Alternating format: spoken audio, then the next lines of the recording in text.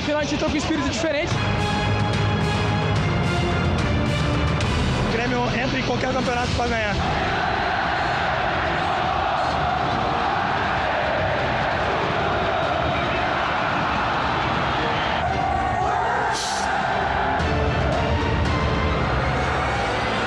Parabéns para todo mundo.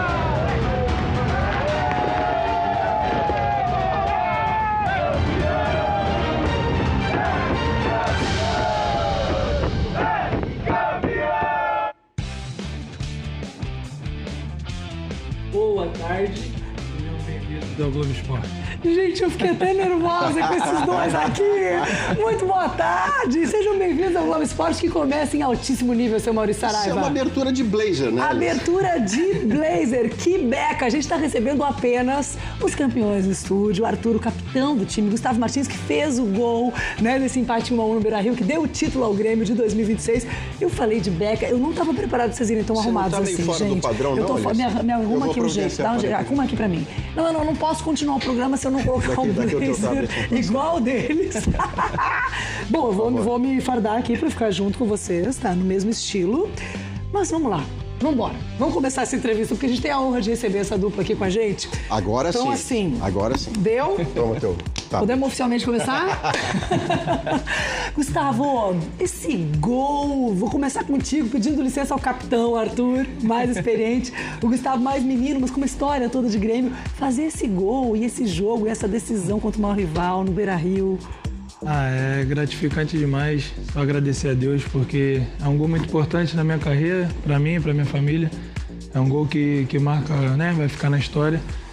Só tenho a agradecer ao mister, a todos os companheiros também, e a desfrutar desse momento. Tá aqui o gol dele, comemorando e vibrando com os 2.000 torcedores que estavam lá na arena. E esse gol, esse empate em 1-1, acaba levando a taça, porque o placar do primeiro jogo estava muito consolidado, aquele 3-0, e existia uma grande expectativa pela torcida, por nossa parte. Arthur vai levantar a primeira taça dele pelo Grêmio. Quando começou a movimentação do pódio, eu disse, não, peraí, tem mais gente ali com o Arthur. Como é que foi aquela decisão, Arthur, de dividir a levantada dessa taça de campeão? Então, acho que eu já falei, né? Nosso verdadeiro capitão é o Kahneman. Não é porque um ou outro tem a abraçadeira dentro de campo que se faz mais capitão que outra pessoa. Eu acho que são pelas atitudes do dia a dia, pelo seu comportamento no dia a dia. O Kahneman é uma pessoa muito especial pra gente, que tem um carinho de todo o grupo. Ele faz por merecer, então eu acho que nada mais do que especial ter como dividido esse momento com ele. Mas em 17 você tem o grande título do Grêmio, você é o melhor jogador daquela final sem jogar 90 minutos, porque tem uma operação no meio do caminho. E de lá pra cá, a expectativa do Grêmio é tê-lo até o fim do ano, mas isso não tem nenhuma garantia, Arthur. O que você pode dizer que tranquilize, se é que pode, a torcida do Grêmio, porque seu contrato termina em junho? Isso é verdade.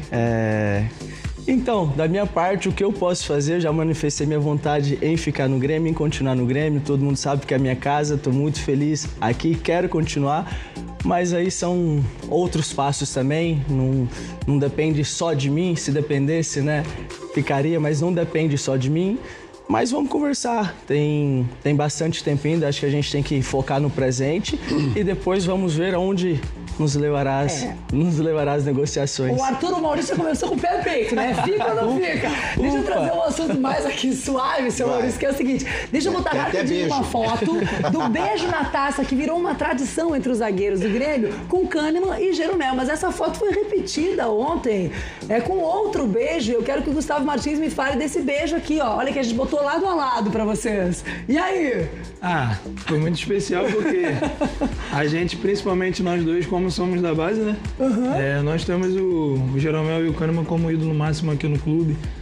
Tem essa identificação com o clube e foi um momento que a gente conversou ali, pô, vamos fazer, vai ser legal, vai ficar maneiro. Foi demais. E foi uma ideia, acho que ficou bom. Ficou bom demais, parabéns a vocês, a dupla de zaga jovem que tem que fazer isso, esse registro e essa homenagem. Bom, eu vou convidar vocês para assistir agora junto com a gente os bastidores. É bom. Assim que teve o apito final, o que rolou naquele gramado? Vocês viveram, mas agora vocês vão ver junto com a gente. Um sorriso largo, bater no peito por 3 vezes. beijos naquilo que simboliza um clube, em um momento que simboliza uma conquista. Gustavo Martins, como um centroavante dentro da área, mete na rede! Representa muito. É um título jogando como titular, fazendo gol. Isso é diferente para mim. Exatamente às 8h13 da noite, termina o Campeonato Gaúcho 2026, com o Grêmio campeão. Das últimas 9 finais disputadas, 8 títulos conquistados. E nessa temporada, depois de 20 anos, vai erguer a taça justamente na casa do maior rival. Os bastidores dessa conquista, vocês conferem a partir de agora, no Globo Esporte. Ele vai encerrar o jogo. O Grêmio vai conquistar o título gaúcho. Apita Rafael Klein. O Grêmio é campeão gaúcho. Logo depois da confirmação de um título, o primeiro passo dos jogadores é ir na direção da torcida gremista que estava presente no Beira-Rio. Por ali, os primeiros abraços, primeiros pulos de felicidade. Agora estou muito feliz a comemorar. Um pouco de fé também, presente. E a fazer o bem ao próximo, enfim, o vestiário é muito saudável. E colocar o professor lá no alto. Com a taça erguida, O Grêmio conquista o título gaúcho de 2026, a festa gremista. existem diferentes maneiras de se comemorar um título. Erguer não só a taça, mas como companheiro também.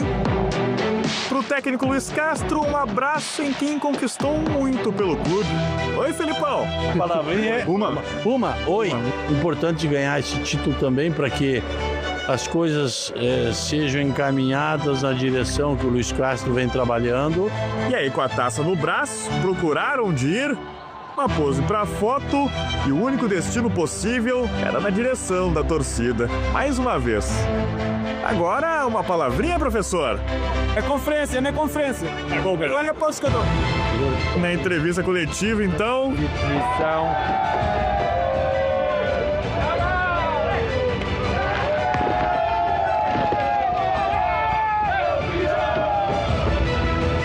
Poderia faltar também a foto com todo o grupo. Reúne aí, galera! E depois, cada um com seu momento com a taça. Para aqueles que vieram de longe, aprender mais uma palavra em português. Campeão, that's I understand for sure. Campeão, Ou para quem conhece tão bem o clube, mas só agora provou o gosto da conquista. Minha família sabe o quanto eu sonhei com isso. Para realizar esse sonho, o Grêmio precisou encarar um Beira-Rio lotado. Mais de 40 mil torcedores que empurraram o Inter para as principais chances no primeiro tempo. O Carboneiro Salva o Everton! Carboneiro, um merengaço ali do Alan Patrick. Vitor Gabriel No segundo pau de cabeça! Perde o gol! e Borré, Olha a bola na área com perigo, Borré! mas que ficou para trás na principal reclamação colorada. Um pênalti marcado em Alan Patrick. Pênalti! E daí tem pênalti! Ele vai pro VAR. Mas que depois da revisão do VAR foi anulado.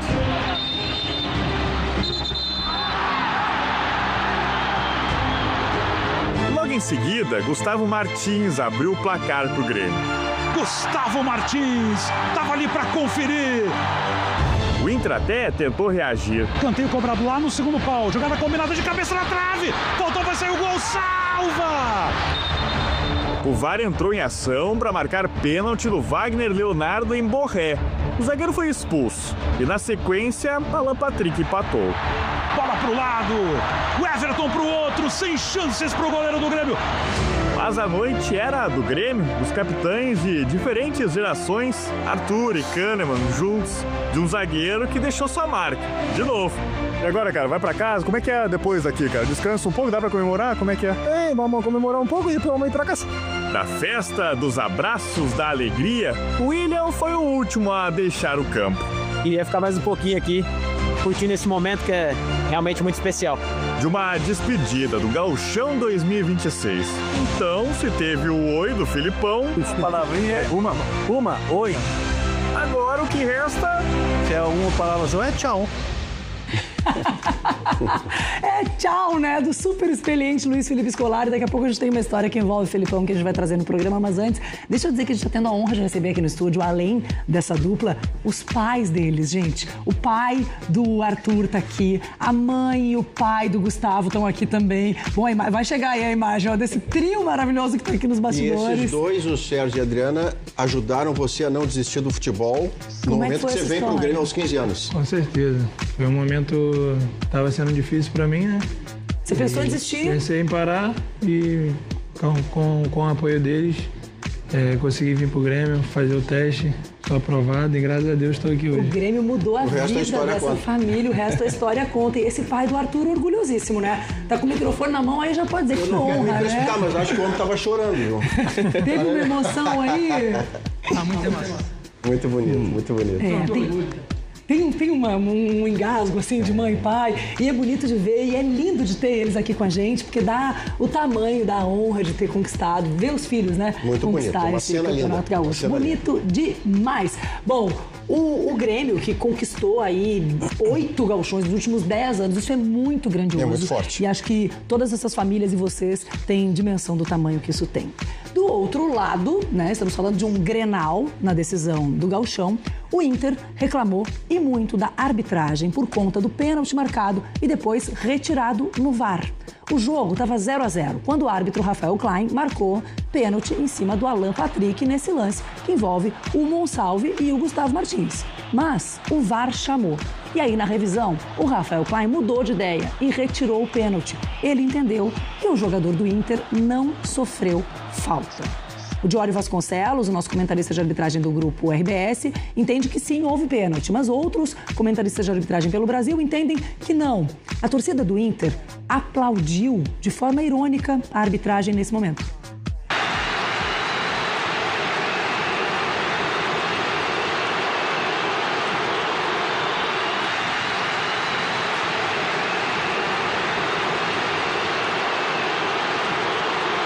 Normalmente o que a gente escuta são vaias, né? E esse aplauso irônico acabou reverberando muito, gerou muita polêmica e muita reclamação.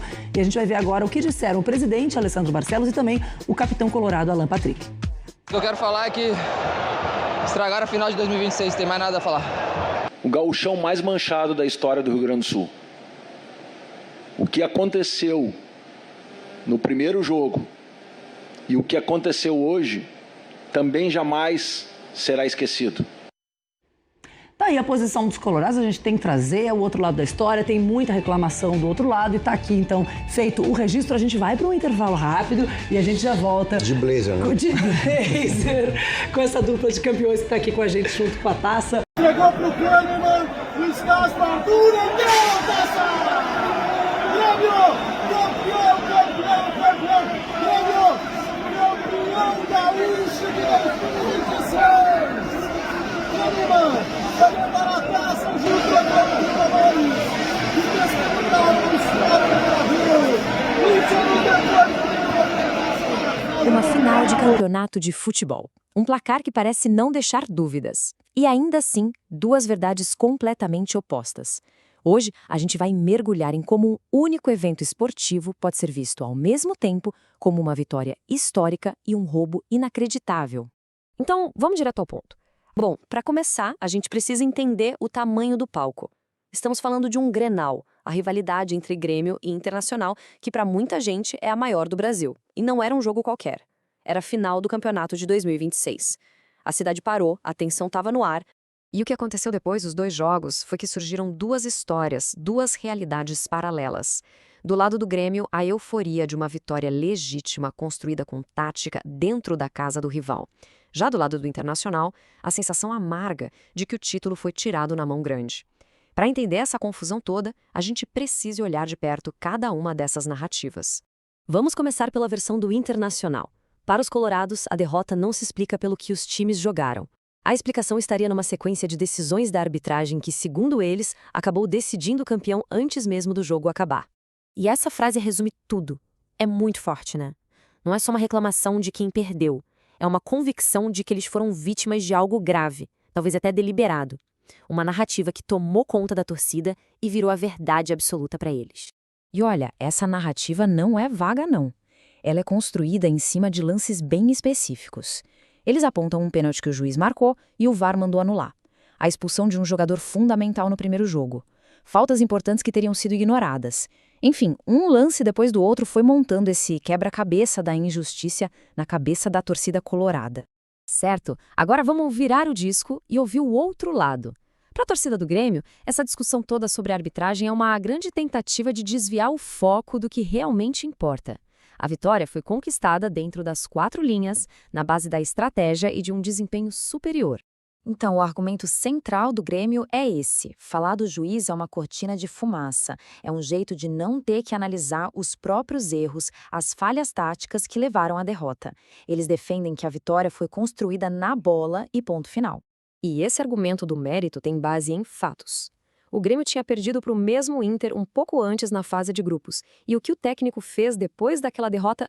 Ajustes. Ele arrumou a defesa, botou uma zaga jovem que deu conta do recado, improvisou um ponta na lateral que funcionou muito bem e, talvez o mais importante, achou um jeito de anular o craque do time adversário. Ou seja, a vitória na final, para eles, não foi sorte. Foi consequência direta de planejamento e aprendizado. Ok, vamos botar uma lupa agora, no momento mais quente da final. O lance que é basicamente o combustível para toda essa discussão de roubo contra mérito. O lance foi esse. Em um momento crucial do jogo, o juiz apita pênalti para o Internacional. Poderia ser o lance que mudaria tudo. Só que aí, o VAR entra em ação. Chama o árbitro de campo para rever a jogada na cabine de vídeo e depois de alguns minutos de suspense, ele volta e anula a própria decisão. Pênalti cancelado. E é aqui que a história ganha um tempero especial. A fonte dessa análise toda, um gremista convicto, admite que, na opinião dele, foi pênalti. Mesmo a decisão tendo ajudado o time dele, ele achou que o juiz errou ao anular. Isso já mostra que o lance não era tão simples assim, né? Não era preto no branco. E é aqui que a gente chega no coração da polêmica. Esse pênalti é o que a gente chama de lance interpretativo. Não existe uma resposta 100% correta. A fonte explica exatamente isso. Ele, como torcedor, marcaria o pênalti, mas consegue entender a lógica do árbitro para anular. É nessa área cinzenta da interpretação que as duas narrativas, a do roubo e a do mérito, conseguem existir ao mesmo tempo. Ok, vamos dar uma pausa nos lances interpretativos e olhar para os fatos, aqueles que não têm discussão. O que os números frios da final nos dizem sobre o que aconteceu em campo? Nos 180 minutos das duas finais, o time do Internacional conseguiu marcar apenas um gol. E o detalhe é crucial para a narrativa do Grêmio. O único gol do rival não foi de uma jogada criada, de um lance genial. Foi de um pênalti que um jogador do próprio Grêmio cometeu. Se a gente for olhar só jogadas com bola rolando que terminaram em gol, o Inter passou em branco. E talvez o argumento mais forte a favor do Grêmio tenha vindo já no fim do jogo. Um jogador gremista foi expulso. O cenário era perfeito para o Inter. Quase meia hora de jogo com um homem a mais, precisando desesperadamente de gols. E o resultado? Mesmo com essa vantagem toda, o Inter não conseguiu marcar. No fim, depois de toda a briga, de todo o debate, de todas as narrativas, o que sobra é isso aí, o fato objetivo, que vai para os registros. O placar somado dos 2 jogos foi 4-1. E a história vai registrar o Grêmio como campeão de 2026. E essa história toda nos deixa com uma reflexão, né? Esse Grenal mostra como a paixão, a rivalidade, a necessidade de encontrar uma explicação, tudo isso nos leva a construir histórias que se encaixam melhor com o que a gente sente. No fim das contas, talvez todo grande jogo tenha sempre 2 placares, aquele que aparece na televisão e aquele que fica guardado na memória e no coração de cada torcedor.